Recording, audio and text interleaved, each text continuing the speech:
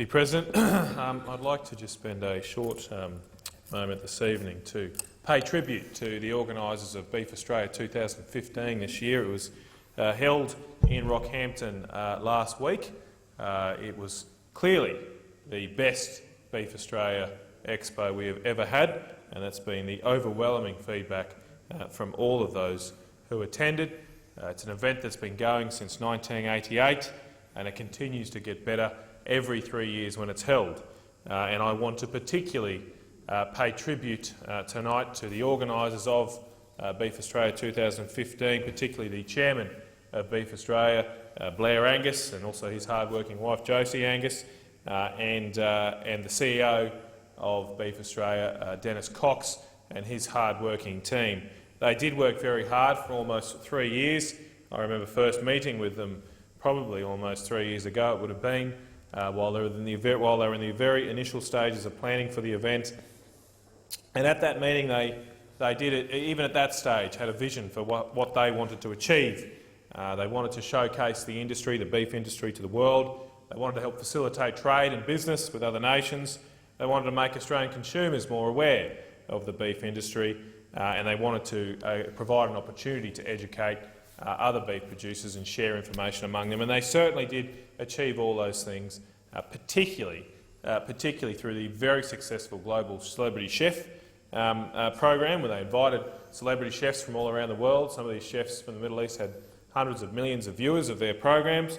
Most of us have probably never heard of them, but they came out here and produced some wonderful beef featured meals, and have also recorded some shows which they'll show back in their countries and promote Australian beef. And I must say I did my bit to promote Australian beef. I have probably come back a little bit wider and more fulsome after last week. I certainly didn't go hungry during Beef Australia Week. I am based in Rockhampton, so I basically camped there the whole week, and I suppose I could say my marble score after the last week has certainly gone up after having some very nice Wagyu and other products. But I did thoroughly enjoy it, and so did many people in Rockhampton and the wider region.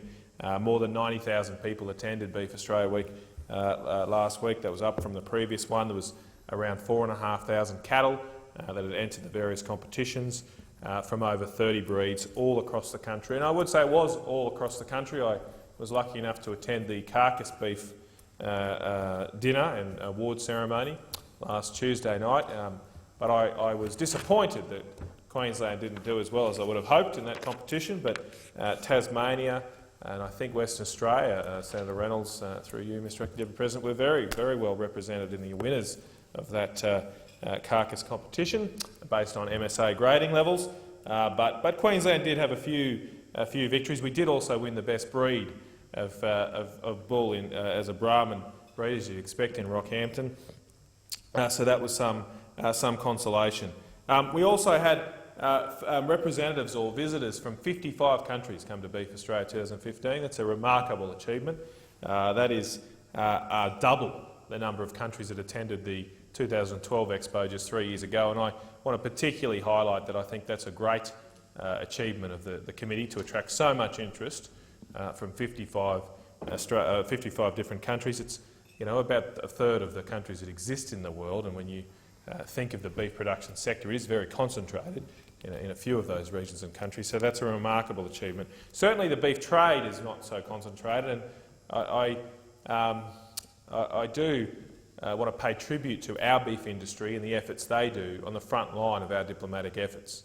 It's often the beef industry that has more people and has more communication with the far-flung regions of our world than we would or our diplomatic corps would, because they're out there trying to sell beef to everybody. Everybody beats beef and everybody eats beef. Excuse me, Mr. Acting Deputy President. I used to work for a beef company for a little time, and I wasn't working in the sales team, but I went around to the sales team one day and I asked them, where do we sell beef? I need to know for some form or something. I need to know, where do we sell beef? Which countries of the world do we sell beef to? And one of the salesmen pointed to a map and said, we sell it everywhere except there, and he pointed to North Korea.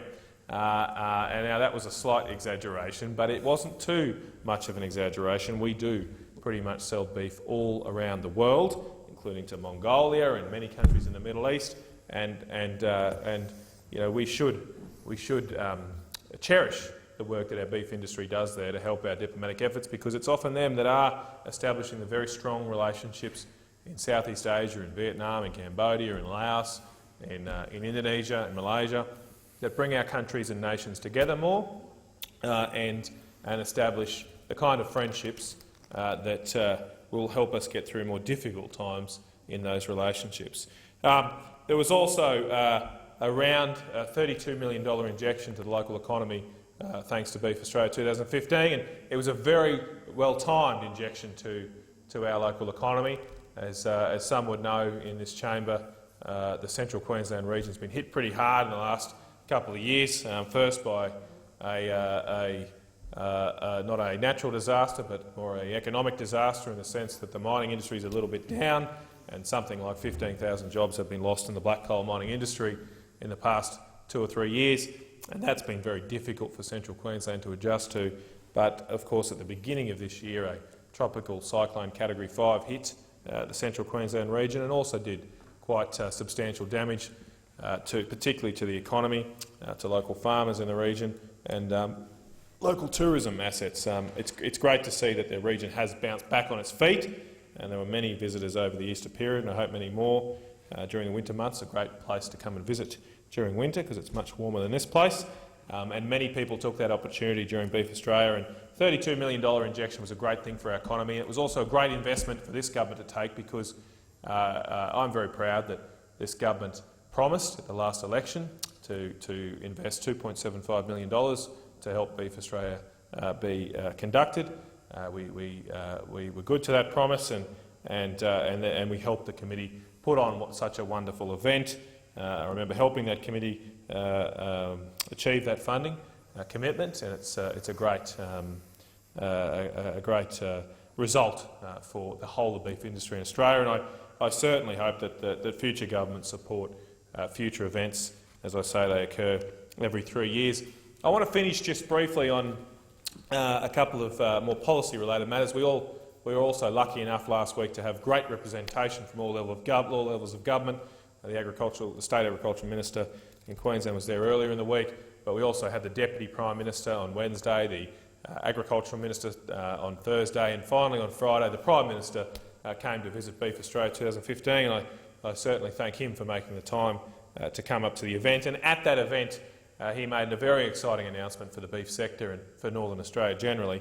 He announced that the Commonwealth Government will invest $100 million into a new beef roads program. Some would remember that the Menzies government invested in the first beef roads program in the 1960s. They developed roads like the Burke Development Road, the Gregory Development Road. Many roads that still exist across Northern Australia are only there thanks to the investments made by the Menzies government, and it's only because of those roads that we can eat cattle that are often bought in Northern Australia but sent down south to finally end up, through some process I won't go into, on our plates for dinner. Now, those roads are the arteries that keep our beef industry alive and pumping, and they certainly need further investment. This $100 million is very exciting because it's going to also leverage a new tool that's been developed by the CSIRO, and I'm excited about that tool. I don't know about others, but I think the new transit tool that the CSIRO developed is a revolution for the beef sector. And I'll just briefly describe it for those that haven't kept up to speed with the transit tool. The CSIRO have taken NIS data, which is the little ear tags that most cattle have in our country, and they record when a cattle is sold, and they've taken that for 88,000 different transit points. That's farms, feedlots, meatworks all around the country, and they can actually on a Google map show you how roads are more used by the cattle sector throughout the year.